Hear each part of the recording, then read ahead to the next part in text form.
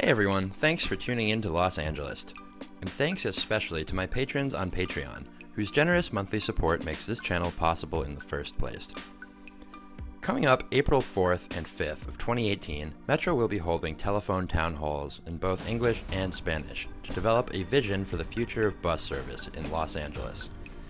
So today, we're going to take a long overdue look at what Gustavo Arellano of the Los Angeles Times has described as the hulking, humble mule of mass transit, Metro's far too often overlooked and underappreciated bus system. But to understand how we can best improve LA's bus system, it helps to understand that the Los Angeles bus system wasn't originally a bus system.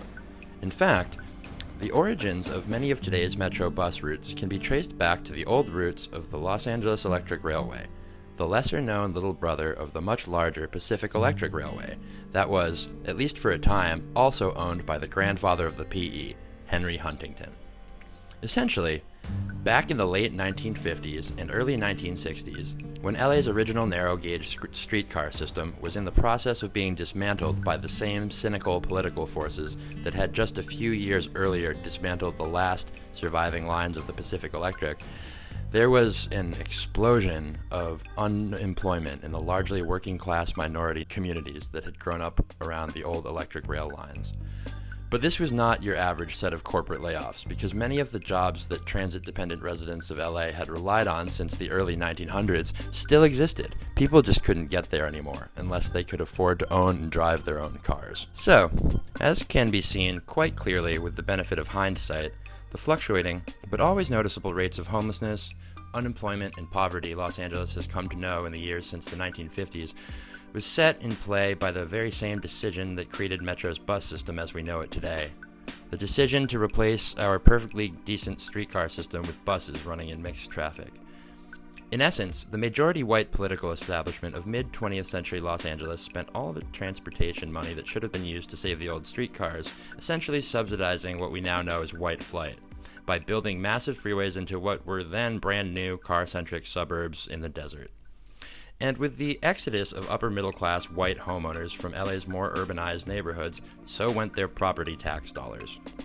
When all was said and done, there just wasn't enough money left on the table to keep the old streetcars running, and in the years leading up to the creation of the Southern California Rapid Transit District in 1964, an early predecessor of today's LA Metro, every last one of the few surviving streetcar and trolley bus lines were torn up and replaced with diesel buses.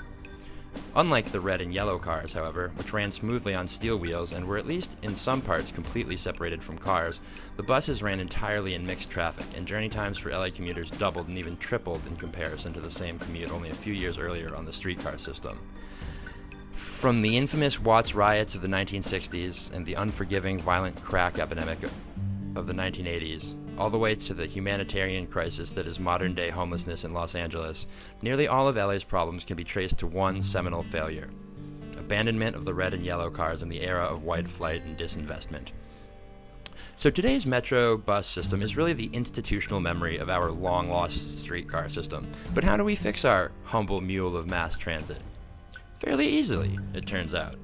Bus problem number one. The bus is late.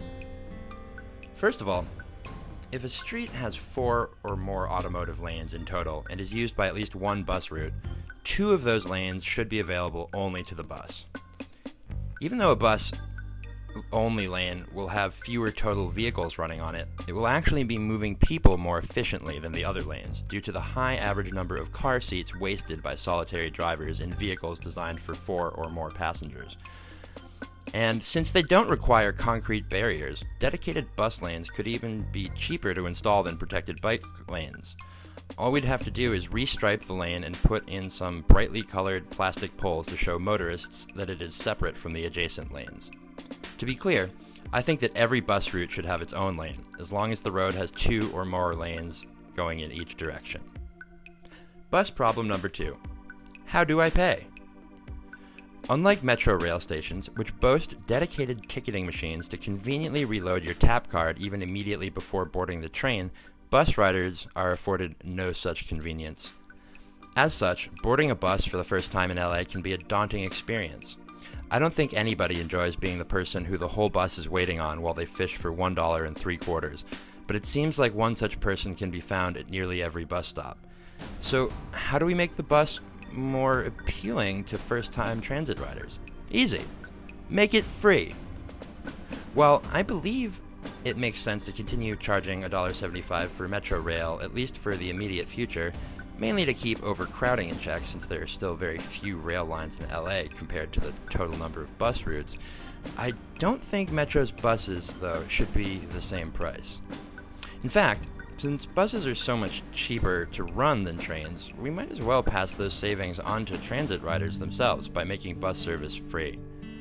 It would at least be worth a try. Who knows how many people could be convinced to give the bus a try if we just made it free.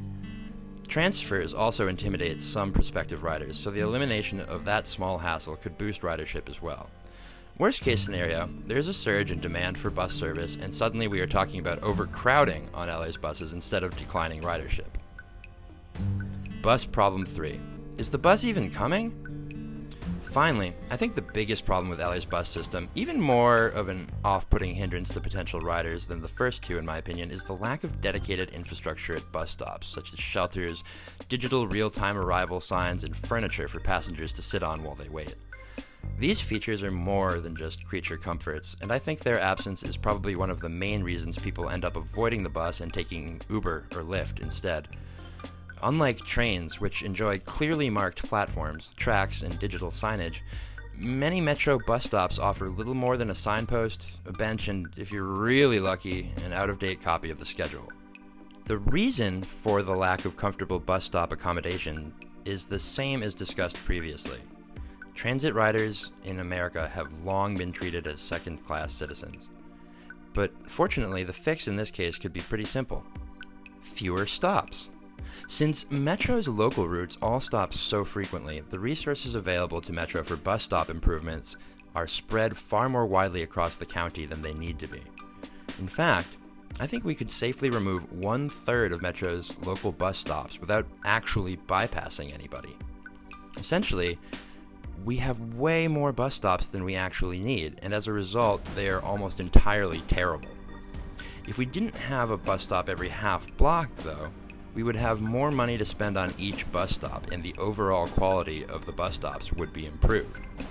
This would, of course, also speed up bus rides for everyone, since excessively frequent stops are indeed one of the main reasons Metro's buses are so slow to get to their destination. So, what do you guys think? Leave a comment with your ideas on how to fix up our bus system, and I'll feature the best ones on a future episode of Los Angeles. And definitely be sure to participate in Metro's telephone town halls on April 4th and April 5th, 2018.